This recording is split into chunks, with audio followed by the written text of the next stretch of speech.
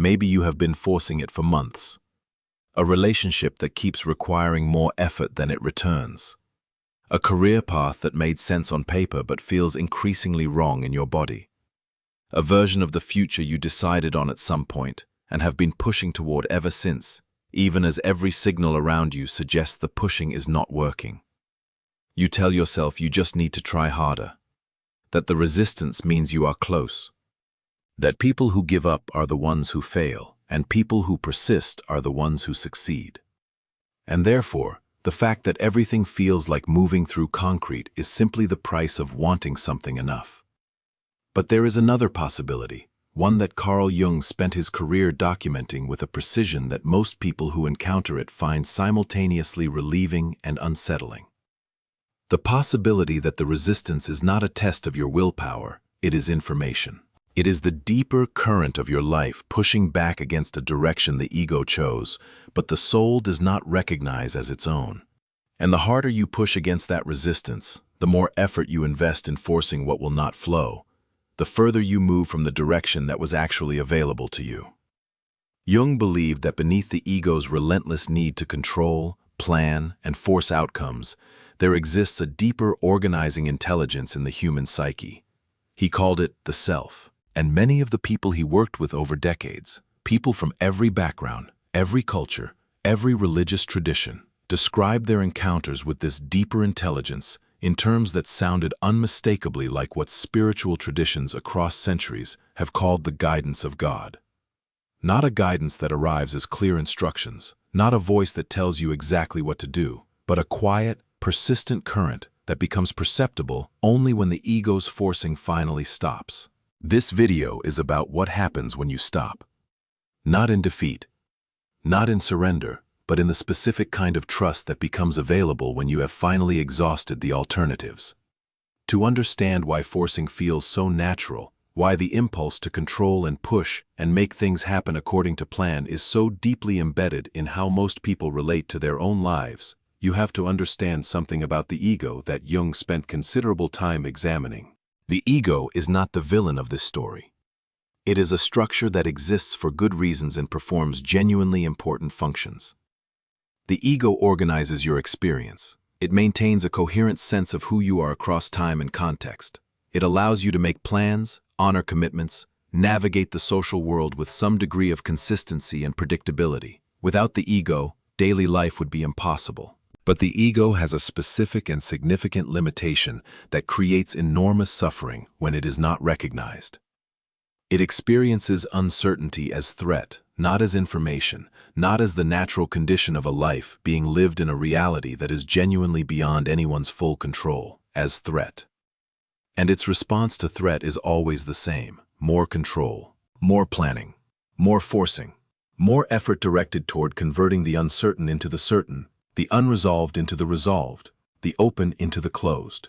Because, for the ego, certainty equals safety, and the absence of certainty, the open, uncontrolled, not yet determined quality of a situation that has not been forced into a particular shape, feels genuinely dangerous. This is why people force things that are clearly not working. Not because they are irrational, because the ego genuinely experiences the alternative. Stopping, waiting, releasing control, allowing something to unfold at a pace and in a direction that cannot be predetermined, as more dangerous than continuing to push against resistance that is not yielding. The familiar discomfort of forcing feels safer than the unfamiliar discomfort of not forcing. And so, the forcing continues. Past the point where any honest assessment would suggest it is serving anything. Past the point where the signals from the body, from the quality of the energy available, from the persistent inner sense that something is fundamentally misaligned, have been communicating, sometimes for years, that the direction needs to change. Jung called this dynamic the ego's deepest illusion. The belief that control is protection, that forcing is strength, that the appropriate response to resistance is always more effort, rather than the possibility that the resistance itself might be carrying essential information. There is a specific feeling most people know but rarely name accurately. It arrives in the middle of genuine effort. You are working hard. You are doing everything that is supposed to produce the outcome you are working toward. You are persistent and disciplined and committed, and by every external measure, you should be making progress. And yet something inside feels wrong. Not the ordinary discomfort of difficulty, something more specific than that. A quality of wrongness that sits beneath the effort. Beneath the persistence and the discipline and the commitment, as a persistent background signal that is not responding to any amount of additional effort. A depletion that is different from tiredness. A heaviness that is different from the weight of genuine challenge, the sense that you are moving, but not moving toward anything that actually calls to you from within. Jung identified this experience as one of the most important signals the psyche produces. Not a sign of weakness, not evidence that you are doing something wrong in the sense of not trying hard enough. Evidence that the direction itself may be wrong. That the energy being invested is flowing towards something that does not correspond to what he called the deeper development of the self. And he believed, with a conviction rooted in decades of clinical observation, that when this signal appears and is consistently ignored, the psyche eventually escalates its communication. First, through feelings, the specific quality of depletion, the persistent wrongness beneath the effort, the way the energy available for the forced direction keeps diminishing while energy for other, perhaps less socially approved or logically obvious things, remains strangely present. Then through the body. The physical symptoms that carry no clear medical explanation, the sleep that does not restore, the recurring illnesses that appear specifically during periods of sustained forcing. Then through circumstances, the unexpected collapse of the structure being maintained at such cost. The sudden ending of the relationship, the job, the plan that the ego was holding together through sheer will, what looks like disaster, what the ego experiences as the worst possible outcome. What Jung understood as the psyche's last available method of redirecting a life that had been moving against its deeper current for long enough. This word, forcing, deserves careful attention, because not all effort is forcing. And the distinction matters enormously for understanding what Jung was pointing toward. Genuine effort, the kind that flows from alignment between what you are doing and who you genuinely are at the level of your deeper self, has a specific quality. It is demanding, it is sometimes exhausting, it requires persistence and discipline and the willingness to continue through genuine difficulty. But it does not feel like moving against something, it feels like moving with something. Even when the work is hard, there is a current beneath it that is not your own will. A sense of being drawn forward rather than pushed from behind. Of operating in a direction that carries its own momentum rather than requiring your constant effort to maintain. Jung observed this quality in the people he worked with who had found their genuine path, the path that corresponded to what he called their individuation, their unique process of becoming who they actually were rather than who they had been shaped to perform. And he contrasted it sharply with the quality of effort that was organized around forcing. Where genuine effort carried an aliveness even in its difficulty, forced effort carried a specific kind of deadness. A draining quality that did not respond to rest, a going through the motions sensation that could be masked with willpower but could not be eliminated by it. Because the issue was not the amount of effort being applied, the issue was the direction. And no amount of effort applied in the wrong direction produces the quality of movement that effort in the right direction makes available almost naturally. Jung encountered this territory not only in his clinical work with patients, he encountered it in himself, in a period of his own life that he described as one of profound disorientation, a time when the direction he had been following with complete conviction revealed itself to be no longer his own. He was forced into exactly the kind of stopping he had observed in others. He could not force his way through what was happening. The more he tried, the more the ground gave way beneath the effort. And in the stillness that eventually became available when the forcing had exhausted itself, something began to emerge that had not been accessible while he was still pushing. Not clarity exactly.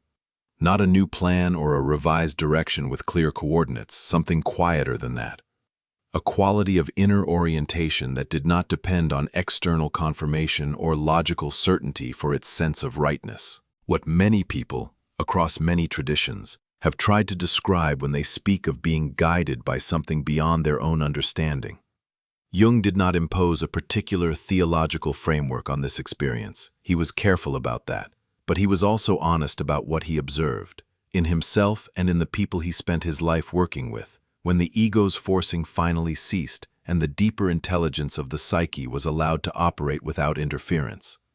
Something moved, not in the direction the ego had chosen, in a direction that, in retrospect, seemed to have been available all along. Waiting not for better planning or more determined effort, but for the stopping, for the specific quality of surrender that is not defeat but trust. The trust that what cannot be forced might nevertheless be found, if the person attempting the forcing is finally willing to stop long enough to let it arrive. There is a concept Jung introduced that becomes essential at this point in the discussion.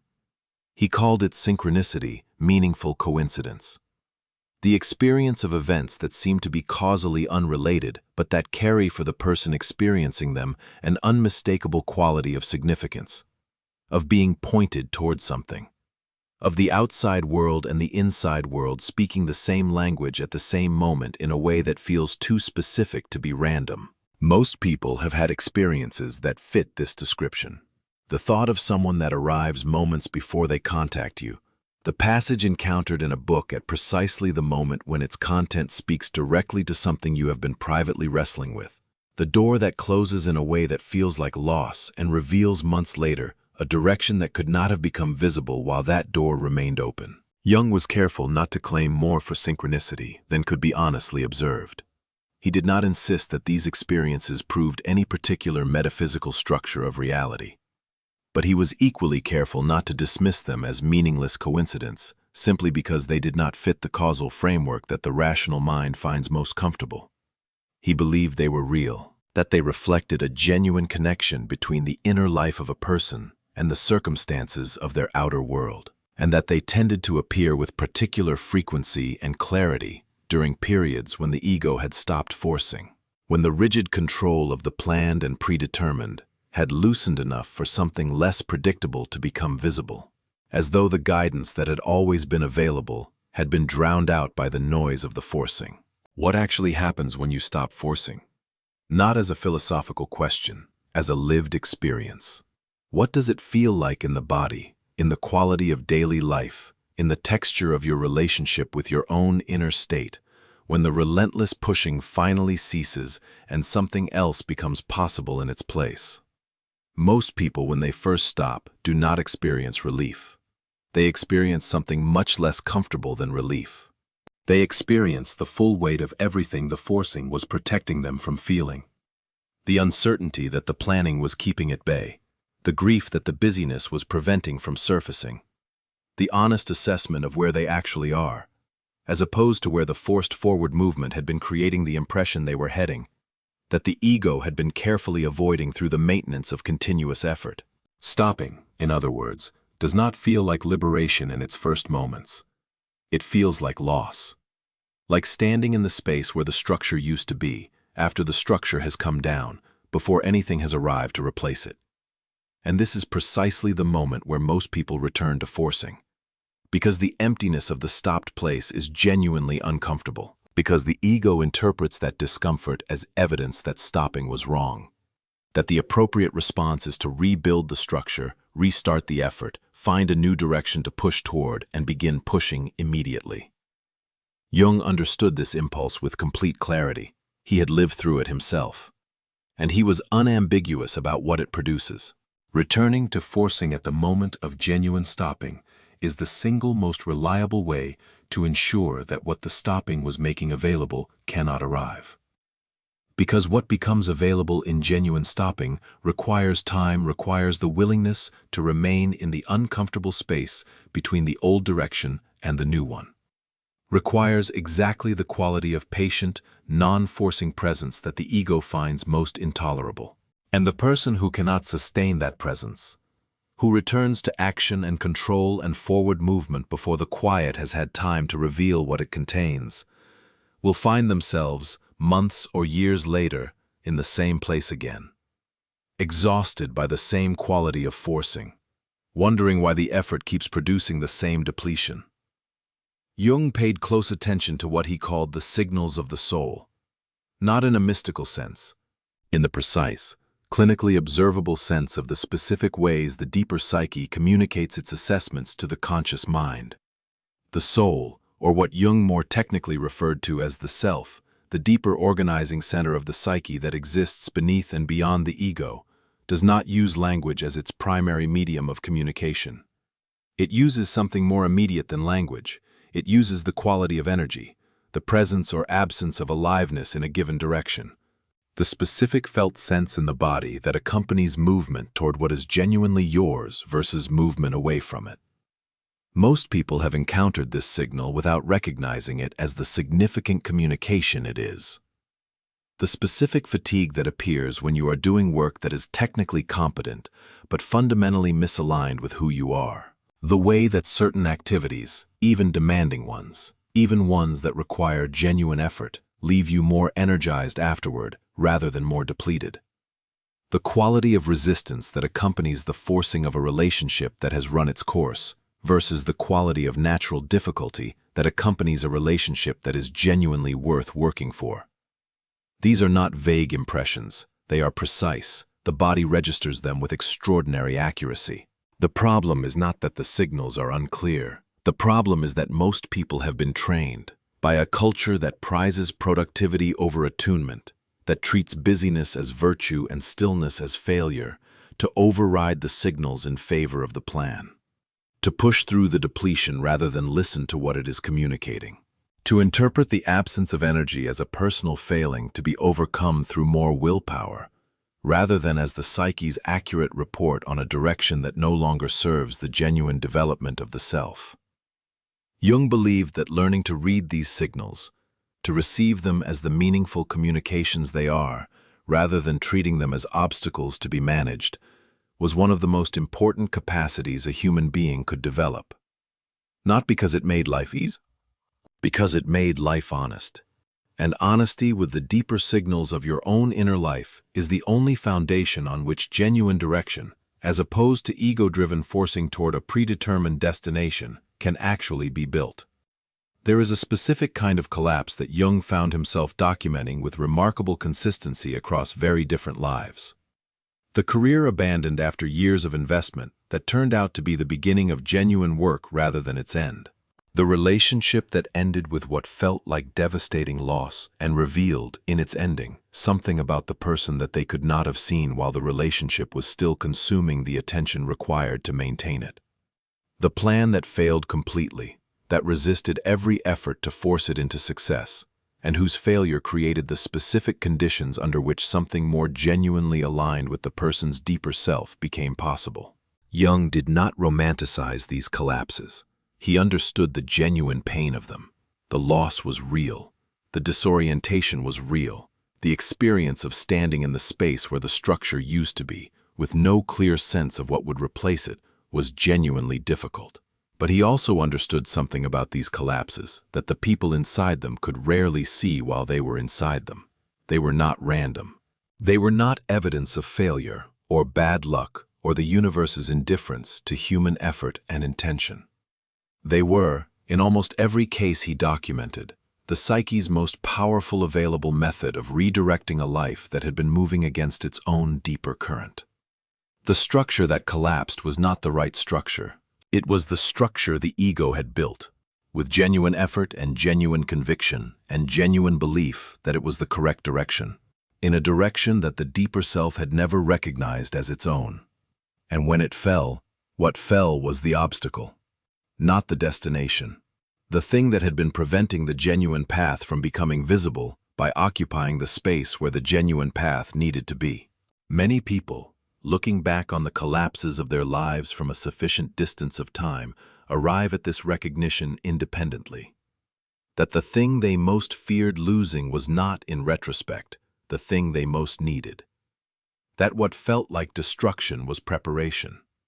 That the ending was not the end of the story, but the clearing of the ground on which the actual story could finally begin. Jung did not claim that every collapse carried this meaning. He was too careful and too honest for that kind of sweeping reassurance. But he had seen enough of them, had lived through his own version of it with sufficient depth to understand the territory from the inside, to say with genuine conviction that the psyche does not dismantle without purpose. When something falls that you were forcing to stand, the falling itself is worth paying attention to. Not with the immediate impulse to rebuild what was there before, with the patience to ask what the space that has opened might be trying to reveal. This brings us to the question that sits at the center of everything this video is pointing toward. What does it mean to let God guide you? Not as a theological position, not as a doctrinal claim about the nature of reality or the existence of a particular kind of divine being, as a description of a specific psychological and experiential reality that Jung observed in the people who had stopped forcing and developed the capacity to receive what the stopping made available. Because what those people described, across cultures, across religious traditions, across every possible variation in background and belief, carried a remarkable consistency. They described a quality of guidance that did not announce itself, that did not arrive as clear instructions or unambiguous signs, or the certainty that the ego craves and forcing is designed to produce. It arrived as something quieter than all of those, as a sense, not intellectual, not arrived at through reasoning, that a particular direction was right, not strategically right, not logically right, not right in the sense that it maximized any of the variables the ego typically uses to evaluate its options, right in a deeper sense, in the sense of corresponding to something genuine, of aligning with something that was present in the person at a level deeper than preference or planning, or the constructed identity that daily social life requires. Many people describe this sense in explicitly spiritual language as the presence of God in the specific quality of a direction, as divine guidance operating through the ordinary circumstances of their lives, through the door that closed and the door that opened, through the unexpected encounter and the improbable opportunity, through the quiet inner knowing that arrived not as a product of deliberation, but as a gift of the stopping. Jung was respectful of this language.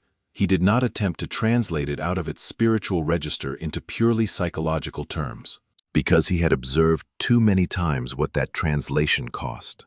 The loss of something essential in the experience that the purely psychological framing could not quite capture. He simply noted, with the care of a scientist who trusted what he observed over what he expected, that the people who developed the capacity to receive this guidance, who stopped forcing long enough for it to become perceptible, moved through their lives with a quality that was qualitatively different from those who did not. Not easier lives necessarily. Not lives free from difficulty or loss or the genuine challenges of being human, but lives that had a quality of directionality that forcing never produced. A sense of moving with something rather than against something, of being carried even through difficulty, in a direction that felt genuinely right in a way that no amount of forcing had ever managed to feel. The practical question that remains is not whether this is real. Enough people, across enough different circumstances and traditions and frameworks for understanding their experience, have described it with sufficient consistency that dismissing it entirely would require more certainty than honesty allows. The practical question is how. How do you stop forcing in a life that has been organized around forcing for long enough that the forcing no longer feels like a choice? How do you develop the capacity to receive guidance that cannot be summoned or commanded or produced through effort? How do you learn to trust a direction that arrives not with the certainty the ego demands, but with the quieter quality of rightness that the ego has spent years training itself to override? Jung's answer was not a technique, it was a practice. The daily, ordinary, unremarkable practice of creating moments of genuine stillness. Not the performed stillness of someone who is sitting quietly but internally running the same forcing patterns at full speed. Actual stillness, the kind that requires putting down the project. Not permanently, not as an abandonment, but as a daily practice of releasing control long enough for the deeper signals to become audible. The practice of noticing what is alive and what is depleted in your current direction. Not what should be alive according to the plan, what is actually alive. The practice of sitting with uncertainty long enough to discover that it is not as dangerous as the ego insists. That the uncontrolled space between the old direction and the new one is not empty, it is inhabited by something that has been trying to communicate for longer than the forcing has been running. something that becomes audible, gradually and imperfectly when the noise of the forcing finally quiets enough for it to be heard. Jung believed that the deepest sign that a person was moving in the right direction was not external, not the presence of success or recognition or the confirmation of others that the chosen path was correct. It was internal, a specific quality of inner peace that had nothing to do with the circumstances being easy or the outcome being certain. A quietness that settled in the soul, not because the problems had disappeared, but because the person was finally moving in a direction that their deepest self recognized as its own. Not the direction the ego chose, not the direction that made the most logical sense or offered the most obvious rewards. The direction that corresponded to who the person actually was at the level below the persona, below the performance, below the carefully maintained image of what they were supposed to be. When someone arrives at that direction, when the forcing has finally stopped and the guidance that was always available has been allowed to operate, the inner experience changes in a way that cannot be produced by effort. The tension that was present through all the forcing, that persistent low-level resistance that no amount of additional effort could eliminate, begins to ease. Not because the path becomes easier, because the path becomes right.